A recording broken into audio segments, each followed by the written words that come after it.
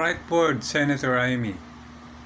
Yung promise ni Madam Imelda na pag binoto ang costly PBM na anak niya ay bibigay na yung 90% na tons of gold barrels na pinautang sa 170 countries like USA, UK, EU, China, Russia, Vatican, and else for 50 years contract since year 1950 na long due last year 2000 with dollar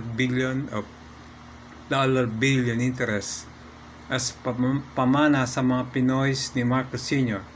and 10% pamana sa Marcos and Edralyn family niya as his Marcos last will notarized testaments.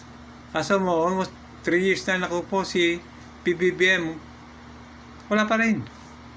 Kaya nabudol nga ang 31 million Pinoys na mga pulawan.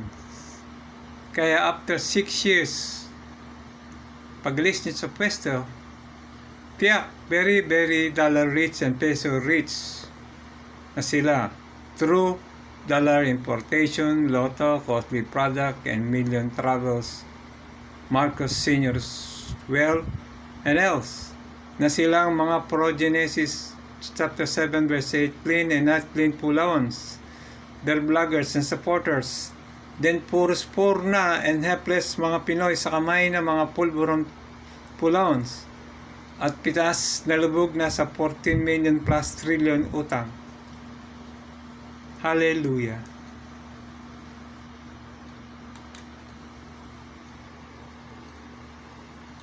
Million votes, di ba? Ang tao, parang nabudol eh. Bakit akala natin mapupunta tayo sa agrikultura, akala natin public transport, akala natin dun sa infrastructure, kasi yun ang may tatak Marcos eh, di ba? Abay, ba't nauwi dito sa Chacha? Kaya nahihilo yung tao. At minsan tinatanong sa akin eh, ma'am, iba yung binoto natin. Bakit tayo nabudol nito? Grabe naman tong pasabog ni